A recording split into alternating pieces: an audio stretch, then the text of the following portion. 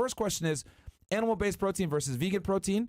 And the second one is, does 500 calories from chips versus steak count, which I think he's just trying to show like maybe a lower quality food versus a higher quality food doesn't matter. All right. I have a hard stop at 9, but we can still get into these and probably have time for one more or so. Yeah. For the first question, animal versus vegan protein quality. Yes. Does it matter? Yes, it matters. Not as much as we used to think. Theoretically, animal quality is of much higher quality because it has better digestibility.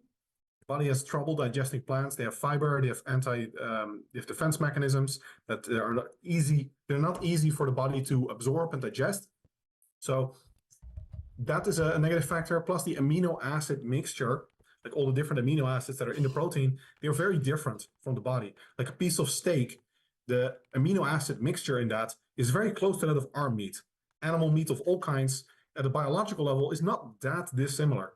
So whether you get a cow or chicken or steak, whatever, pork, it's all relatively similar in the amino acid mixture, which is close to that of our body's composition. So you get all of the amino acids in the ratio that you want them, and that's what we call a high quality protein. Mm-hmm. Animal proteins do have this almost universally, whereas vegan plant-based protein sources, they very often don't. Mm-hmm.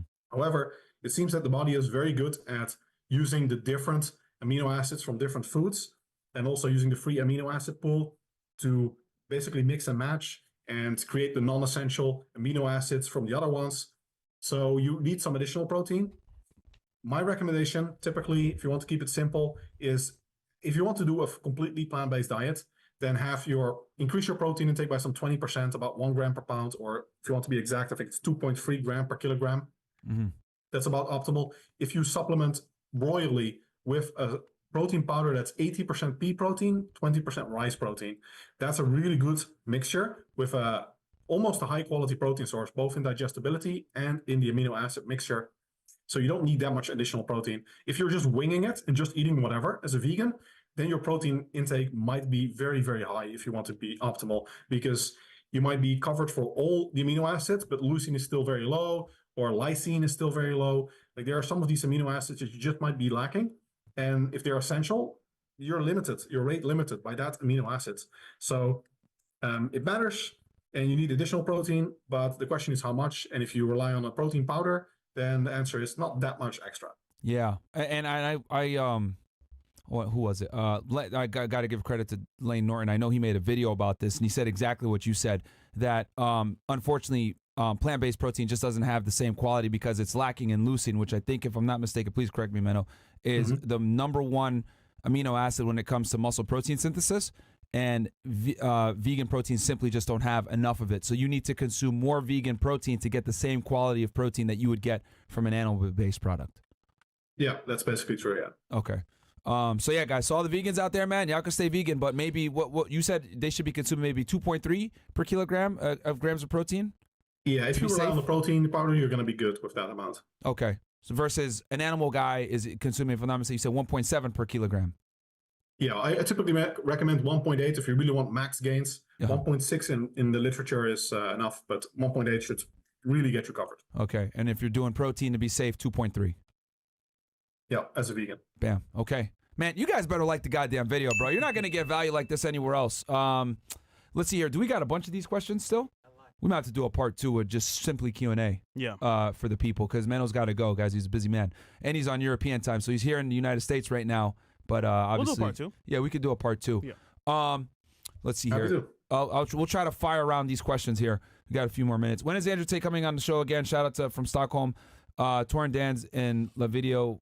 Oh, okay, I can't pronounce that. But don't worry, guys. Very soon. Trust me, very soon. Big dude goes, I'm 6 foot, 290 pounds. How much calories should I eat in a day to lose fat? Should I not eat carbs, and how much protein? Thanks, W guest. Menno, what do you suggest for people to figure out their maintenance calories? Because it seems to me as though that's the starting point that people need to figure out first, and then kind of go from there. How much calories they need to consume per day to maintain their weight, and then they could choose to go up or down from there. How should people figure that out, their TDEE? Yeah, that's something that requires a bit of calculation again and just doing some work. If you want to get a decent idea, you can Google something like Catch McCardle BMR calculator. or the Cunningham 1991 formula. That's a pretty decent starting point. So Then yeah, we're making in the app we're making, this will all be automatic. So that's the easy way. But otherwise, yeah, you just have to do the research and look up a formula like that. And then you have to factor in thermic effective food factor and activity factor and your like resistance training level. And it will spit out a number.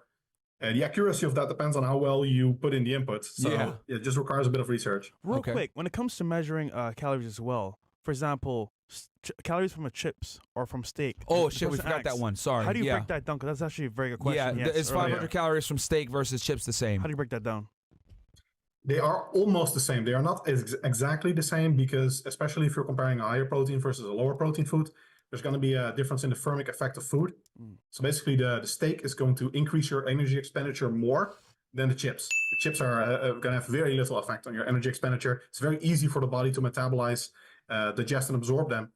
And the steak is going to require a bit more energy to process. It's going to stimulate muscle protein synthesis. So there's a lot more going on in the body, which increases energy expenditure. But you're looking at differences of 10, 20% at the very, very most. So big picture is just total caloric intake. And then, yes, the type of energy source does matter, especially when it's protein versus non-protein. But there's also one study, for example, where they compared very processed versus non-processed food. And they also found about a 10% difference in thermic effect of food. So if you go from a like pure crap junk food diet to a healthier diet, you will find that probably you can increase your energy intake by some 10, maybe 20% at the very most level and get similar fat loss. So there is something to be gained by eating healthier and less processed foods, but it's not nearly as important as simply the total energy intake. Damn, that's pretty good breakdown. Yeah, no, I think that's W chips. Yeah, no, I mean that's super important because like people tend to. I mean, I hate to say a calorie is a calorie, but the data just shows a lot of the times a calorie is a calorie, and like you might get the thermic effect of food when you eat more protein, right, which will help, but it doesn't make as big of a difference as people say. And I think they've done a study on this. Please correct me if I'm wrong. They took two people, right, two groups of people. One, they fed them nothing but crap, like sugar, high fructose corn syrup diet, whatever it may be, but they kept protein and calories the same, and they found that there was virtually no difference in body composition change between the two groups, even though one group ate a bunch of crap and the other group ate a more healthy diet.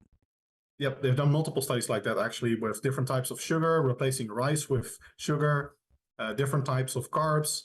I also have an article called "Is a Carb a Carb?" And the answer is yes, it is. Yeah. So it's well established now in research that the type of where you get your calories from, especially given the same protein intake, is minor compared to simply the total energy intake.